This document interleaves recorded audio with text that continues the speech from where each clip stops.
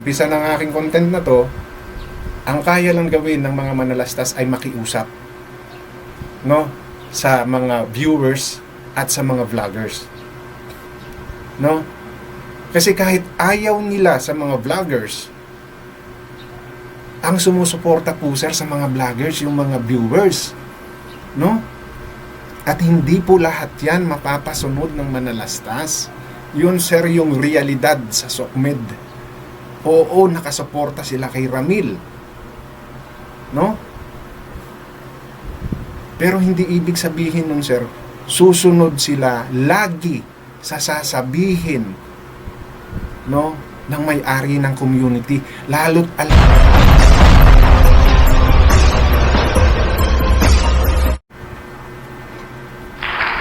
Alright, so isa na naman pong content ang gagawin natin. No? Pasensya na, hindi ako nakapag-live kagabi kasi siyempre nag-live yung Techram Kids kahit na mga nagsabi na nagpalaro lang naman. Ayoko ng support na lang sa kanila. Diba? So, okay lang yun. And then, kaya ngayon ko si balak sana hindi mag-live. Since kahapon, cancel, so magla-live ako mamaya. Right? So, bawi ako mamaya. And, ganito yung suot ko, hindi ako nangaakit Baka iniisip nyo, inaakit ko yung re-reactionan ko ngayon. Hindi po hindi. Okay, medyo hyper lang yung katawan ko. Mainit. Okay. So, ang ating pag-uusapan ngayon, no, itong mga post, no, ng ating paboritong katunggali or kasagutan, no, na si Mr. Stephen Montialto. Okay? Kasi narinig naman natin sa live na tigilan na, di ba? Okay? Siguro titigil doon sa issue nila, no? Si Dave at saka si Ramil. Pero ito kasi mga pinagsasabi ni Stephen, hindi niya siguro matanggap yung nangyari, no? Hindi ko alam kung ano yung reason nito na hanggang ngayon is non-stop, no? Non-stop. May isa pa nga siyang post na pinatanggal daw ng PAW yung isa niyang post, pero may mga sinasabi pa siya na bakit yung kayo nila Jay Manalastas. Hindi. So, hindi ko alam anong problema nito. Marami siyang mga post actually na sa dami hindi ko na masundan. No, kaya ito yung ilan sa mga latest na post niya na bibigyan ko lang ng sarili kong opinion. Okay? Inuulit ko, Mr. Stephen Montialto, ito po ay reaction ko lamang sa inyong mga sinabi na base dun sa aking nauunawaan. No? Wala po tayong personalan. No? Focus po tayo dun sa issue mo na bibigyan ko lang po ng reaction. Okay? Hindi po ito paninira. Pagpapakita lang po ito nung ano po talaga yung saloobin namin. Okay? Hindi po ako para tirahin si sikat ninyong idol, no? Hindi po. Oo, may mga nasabi ako pero yun po ay katotohanan, no? Na para sa akin ay katotohanan at may basihan ako. May basihan po ako. Hindi po para bilang isang vlogger, no? Inulit ko po, ako napunta sa community na to hindi dahil sa gusto ko i-content or mag-content lang, no? Because I'm a father also. Okay, may anak ako. So, alam ko yung pakiramdam. Kaya nga nasabi ko sa mga dati kong vlog, may remorse pa akong natitira kay Dave nung time na siya ay umalis. Pero nung time na siya ay nagsalita na ng kung ano-ano kay Ramil, doon na medyo nawala na. No? Talagang masasabi kong may problema doon sa naging pag-ugali ni Dave. Okay? So, yun pong lalamanin ng aking content na to is about doon sa mga naging reaction ni post, or sorry, yung post ni Stephen, no? And labas po to, labas. Natatawa ako tuloy. Naging conscious tuloy ako. Okay, so issue lang po tayo, walang personalan, no? At matuto po tayo mag-fact check para hindi po tayo mapagsabihang fake news. At kung bago pa lang po kayo sa akin channel, please don't forget to like, share, and subscribe na rin po, and pakihit notification bell para maging aware kayo sa aking mga upcoming content. Any comment, suggestion, recommendation, leave it on our comment section. Okay? So, una sa ating bibigyan ng reaction o aking bibigyan ng reaction ay ito.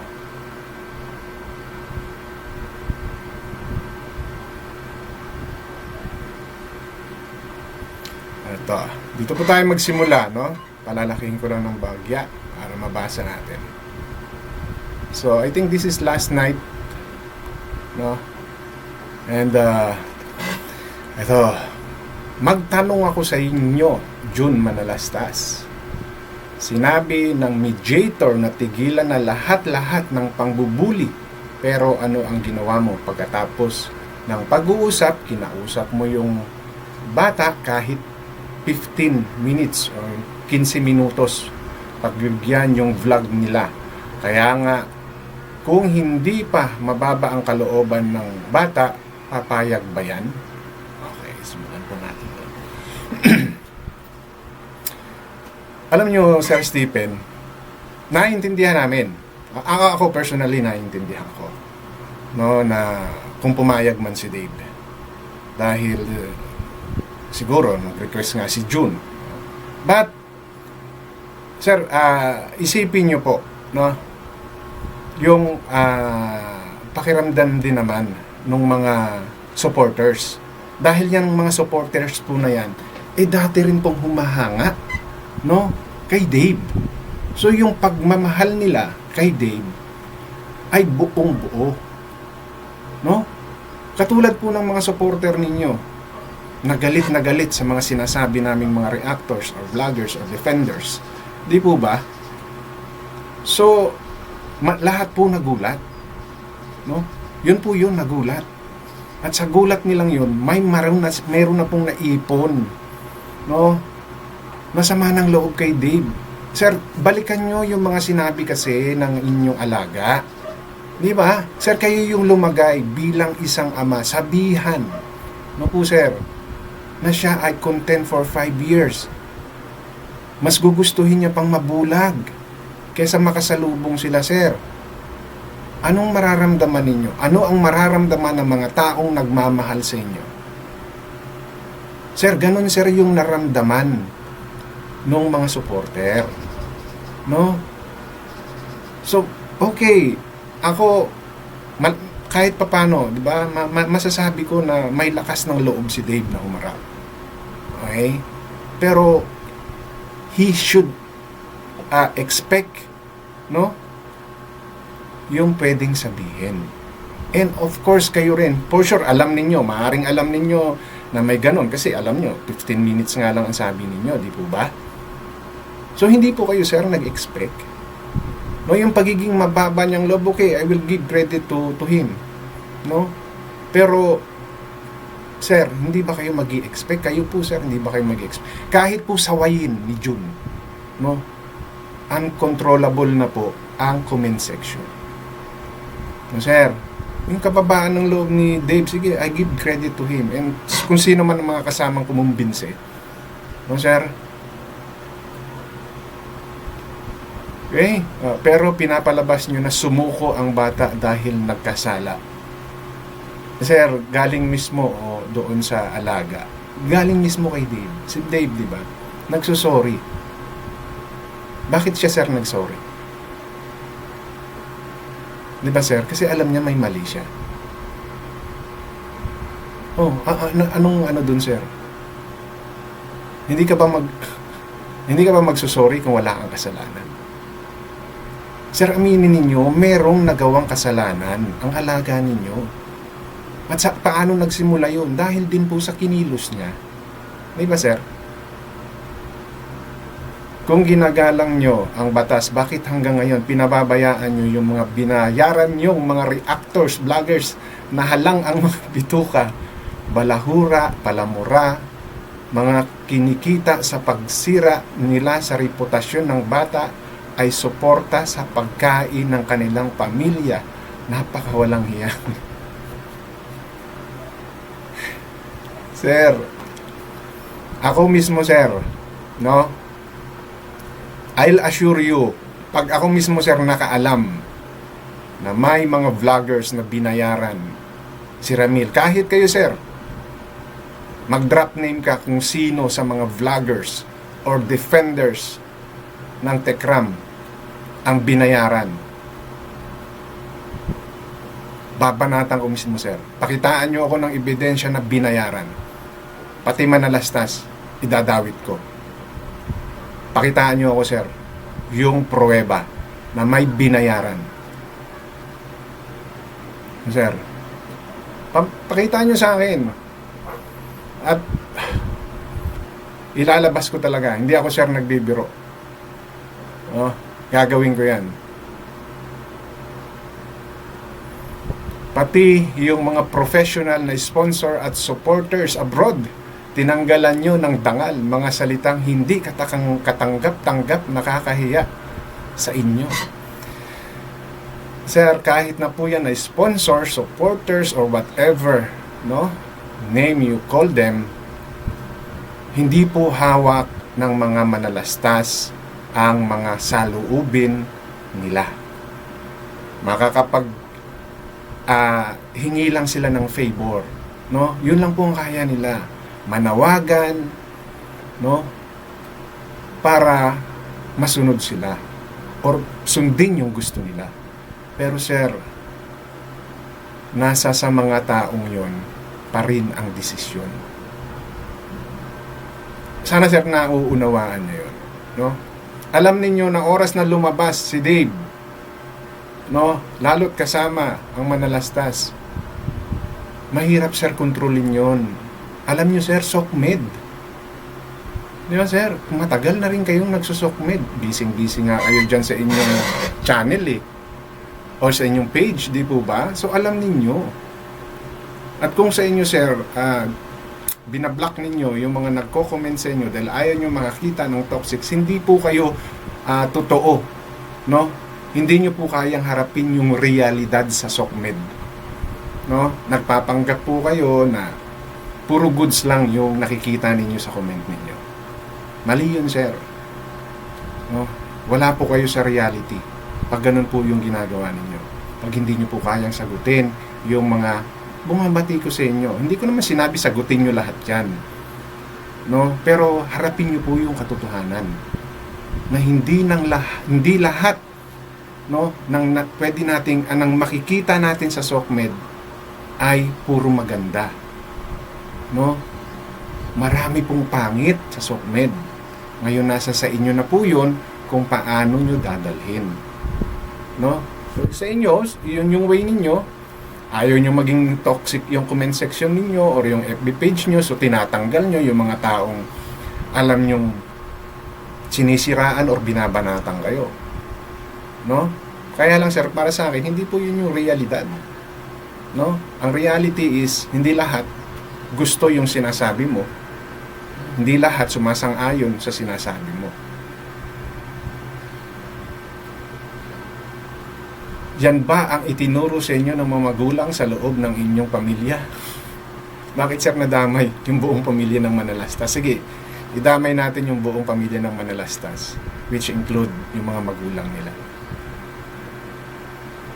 Sir, kayo mismo saksi kayo, no? At yung mga kasama mo, kung anong ugali meron ng mga manalastas. No, nakita nyo yan, sir. Mas matagal kayo kaysa sa aming mga baguhan na nakisawsaw lang. So, mas kilala nyo po sila. No, sir? Kaya lang, pilit ninyong tinutwist para sumang-ayon sa inyo yung pangyayari. Ang mga anak ko, nagsipagtapos pati sa pamilya namin, pero wala kaming inargrabyado sa tanang buhay namin. Lumaban kami ng patas upang makasupport sa pag-aaral, pagkain, medisina, mga pangangailangan sa kanilang buhay. Lahat yon hindi namin inasa sa pamamagitan ng pag-vlog, paninira sa kapwa, at lalo na hindi sila sanay sa mga ginagawa nyo. Well, that's good. Diba, sir? It's good. It's a good accomplishment ng pamilya ninyo or ng buhay mo. Diba? That's good. Pero sir, huwag nyo namang husgahan yung mga tao na gumagawa ng hindi maganda sa inyo, no? Sir, sa Pilipinas, no, nagiging professional yung pagbablog, no? Ngayon, depende na lang po sa tao, sa vloggers, at sa taong manonood, no? Kung paano nila iti-take yung mga sinasabi naming vloggers or reactors or defenders, whatever name you call it, no? Content creator, influencer, no? Nasa ano po yan, sir? Nasa paano dinadala ng isang vlogger, no? Kung dito man may kumukuha, no, ng pangkain, no? I'm proud to say, no, na sige, dito ako kumukuha ng pangkain ko, pero paano ko kinukuha? No? Hindi sir ako nangangagrabyado. Wala po akong tinatapakan. Nagsasabi lang po ako ng opinion ko base sa mga facts. No? Hindi ako gumagawa ng kwento. No, sir? Vlogger ako. Kumikita ako, oo. Pero sir, yung pinagkakitaan ko hindi para manira, para lang magsabi ng totoo. Ngayon, kung may masasaktan, sorry. Di ba? Ganun lang yun. Kung ayaw nyo ng sinabi ko, sagutin ninyo. Ipaliwanag ninyo. As simple as that. Kung hindi nyo matanggap, then shake it out. Di ba? Ganun lang yun, sir. Hindi nyo para ipamukha sa amin na dito kami kumukuha ng pangkain sa paninira, no? Maybe others, hindi katulad nga sir na sinabi ko sa inyo, ang SOCMED ay hindi malinis, pero hindi ibig sabihin nun walang maayos na vlogger, no? Meron po, and I can consider myself as one of those responsible vlogger, no? Kaya ko pong ipagmalaki yan, sir. Kung kumikita man ako content sa mga pinopost mo o sa mga nangyayari sa Tekram community, kasi sir, yung totoo lang naman yung sinasabi ko. Kailan ako gumawa ng kwento? Naginawa ba akong kwento? Balikan nyo, sir, lahat ng content ko. May binastos, binaboy, minura. Well, sometimes, no? But I'm not using curse words for nothing. No? Kung makapanghusga kayo, akala ninyo napakain nyo ako. Akala nyo kayo ang aking mga magulang, kapatid, mga anak, kamag-anak, plus sa elementary, high school, na mula ulo hanggang paa ay binalatan ninyo ang pagkatao. Well, hindi ako yan, sir, no? Ako, nakapokus na ako doon sa issue mo. Kung ano yung nilalaman ng mga post mo. No? Kung may gumawa man yan sa iyo, hindi ko po alam yon. No? At siguro magre-react naman kung sino man yung tatamaan ng sinabi ninyo na yan. No? Na hinusgahan yung pagkatao nyo. Ako po humuhusga base sa inyong mga pinopost. No? Although sometimes, part of my joke, masasabi ko, pero hindi ko po kayo, sir, binalahura ng todo-todo, walang preno. Ano, sir? Balikan nyo, sir. Lahat ng content ko, wala pong problema sa akin yun. Para makita nyo, ang kakapal ng pagmumukha nyo, mga sugo kayo sa demonyo, Hestas, Judas, Barabas kayo. Pera ang pinaka-Diyos ninyo, mga walang kahihiyan sa mga sarili. Medyo your emotion is too high.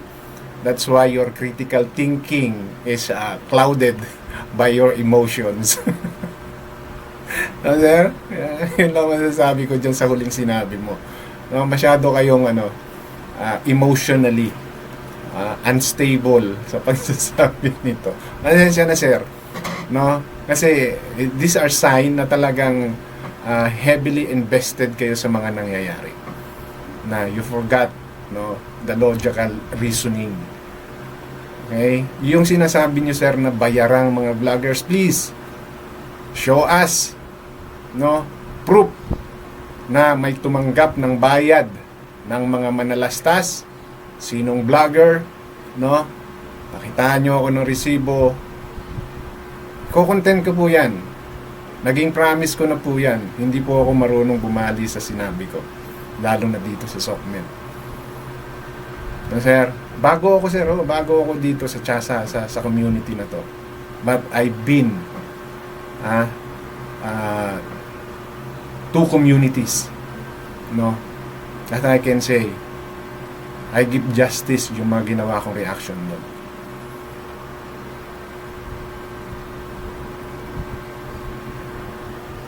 Next.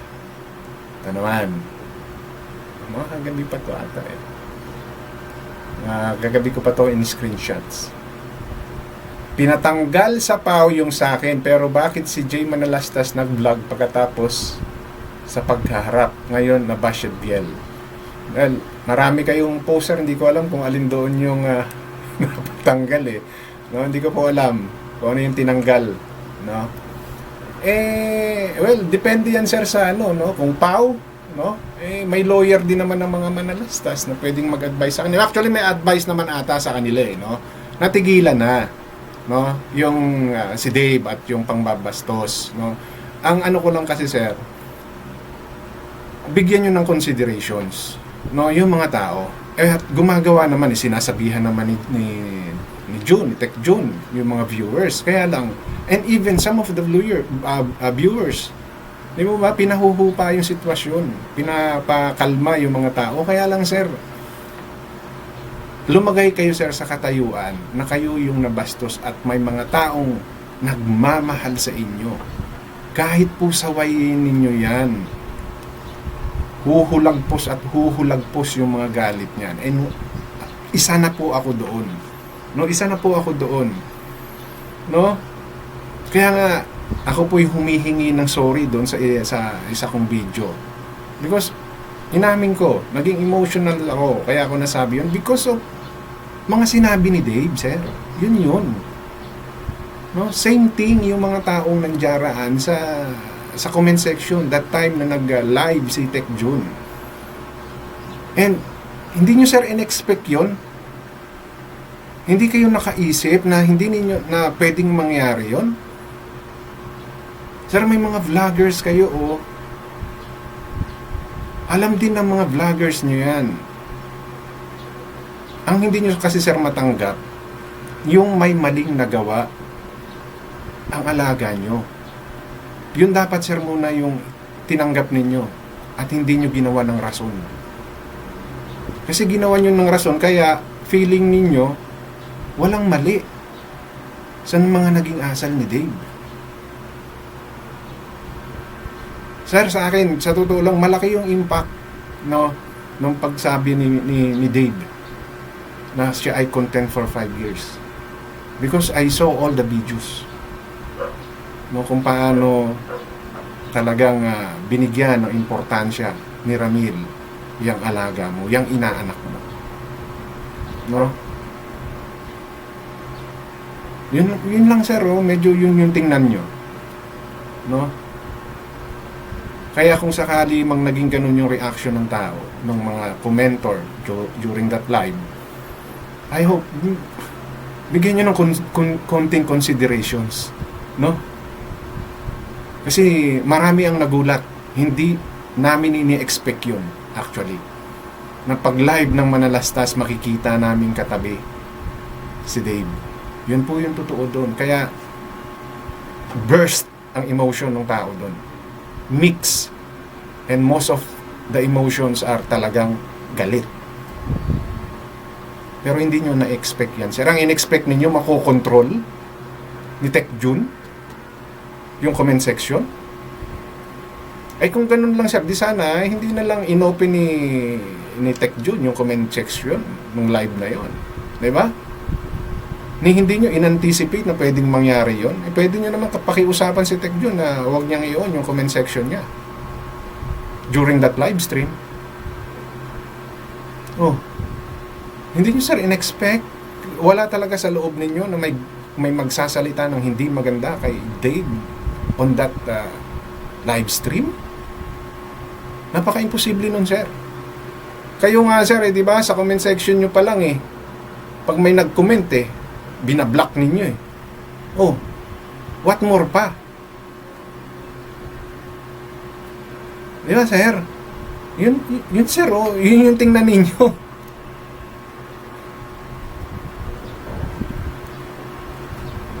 Pa yung isa, 3 lang to, marami pa yan ito lang muna tayo. Kailangan ba ipamukha mo sa mga tao na kailangan niyang mag-sorry dahil umalis siya, dahil hindi na matiis ang pagmamalabis niyo? Ikaw, bakit hindi ka nag-sorry sa kanya na niyurakan, binalahura, dinurog niyo ang pagkatao niya? Yan ba ang love, love, love?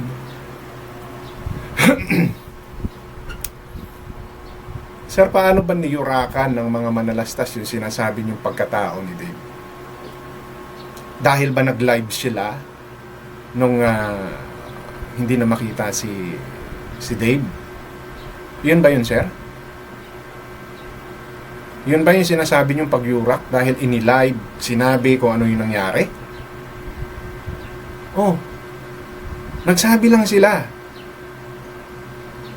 Tapos nung sumagot si Dave, pinatotohanan lang nila kasi lumalabas doon sa mga sagot ni Dave, hindi naging maganda yung pagtrato sa kanya. So ano ang dapat isorry ng mga manalastas? Pinalapa sa mga defender, sa mga reactor? Sir, katulad ng sinabi ko kanina, sa umpisa ng aking content na to, ang kaya lang gawin ng mga manalastas ay makiusap, no, sa mga viewers at sa mga vloggers, no? Kasi kahit ayaw nila sa mga vloggers, ang sumusuporta po, sir, sa mga vloggers yung mga viewers, no? At hindi po lahat yan mapapasunod ng manalastas. Yun, sir, yung realidad sa SOCMED. Oo, nakasuporta sila kay Ramil, no? Pero hindi ibig sabihin nun, sir, susunod sila lagi sa sasabihin, no, ng may-ari ng community, lalo't alam nila na aargrabyado yung taong sinusuportahan nila.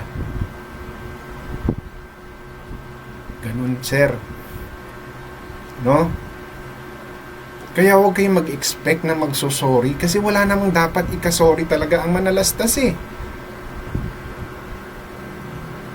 Ang pagkakamali lang ni Ramil ay masyado niyang binaby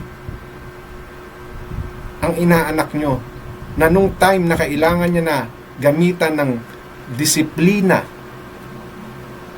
no, maging mahigpit, hindi niya na nagustuhan. Ganun yun, sir. Tapos kinonsinti ninyo. Di ba?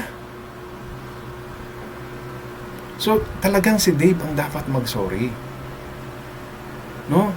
Siya yung dapat mag-sorry. Dahil sa mga binitawan niyang salita. Katulad ng mga nasabi ko, sir, sa mga dati kong vlogs, kung nanunood man kayo or may nanunood man, no? Sa mga viewers nyo. Kung si Dave ay nanahimik, pinayuhan ninyong manahimik, huwag magsalita, mag-focus doon sa inyong mga plano sa kanya, no? Baka hindi ganyan ang aabutin ni Dave sa Tekram community. Regardless, sir, no, may mali ang manalastas. Bilang respeto sa 5 taon, no, na pag-aalaga sa kanya. Yun na lang dapat yung tinignan nyo, sir. Dahil hindi aabot sa ganyang stage yung inaanak nyo kung hindi dahil sa pag-aaruga ni Ramil kasama kayong mga sponsors, kayong mga viewers, supporters, fans. Yun, sir, yun yung dapat ninyong ipinamukha kay Dave at sa inyong mga vloggers. No? Hindi po yung sinang-ayunan ninyo, tinawanan ninyo. Di ba? Umuo kayo ng umuo sa sinabi niya, so feeling niya, tama siya. Kasi sinasang-ayunan niyo eh. Di ba? Kasi kung merong nag-advise sa inyo, sa kanya, na ganun yung gawin niya, hindi lalabas sa bibig niya yan. Kung lumabas man sa bibig niya yan, sinaway niyo dapat. No? Sinaway ninyo. Hindi ninyo tinawanan as if gustong-gusto nyo yung sinasabi niya. Yun yun, sir. Hindi ko, sir, to sinasabi kasi supporter ako, no? Based po yan sa facts, sa mga pangyayari, sa mga nangyayari. Doon po yan. At sinabi ko nga, sir, sa inyo, you are welcome to my live stream. Doon po kayo magtanong, magsabi, sabihin nyo po yung lahat na sasabihin nyo. Wala pong problema sa akin. No? Yun, sir, ganun, sir, dapat, no? Para sa akin. Ngayon, kung hindi ninyo magustuhan yung aking mga sinasabi against dyan sa mga post nyo, please, I welcome you in any of my comment section or live stream. No? Ngayon, kung hindi nyo kaya, ayaw nyo, kasi magkaka-views ako, sige, pumunta kayo dun sa mga supporter ninyo or sa mga vloggers ninyo. At doon nyo ipatawag yung attention ko. Kung kailangan umakyat, aakyat ako, wala ang problema. No, sir? Just to prove to you, no, na hindi ako basta nagsalita lang para magkaroon ng content at para siraan kung sino man sa mga vloggers nyo or kay Dave man or sa iyo man, sir. That's how confident I am. Sir? Okay, so medyo mahaba na to and tuloy natin sa live stream mamaya. So, usual lang po tayo, walang personalan. Matuto po kayong mag-fact check para hindi po kayo mapagsabihang fake news. Hanggang dito lamang, maraming salamat.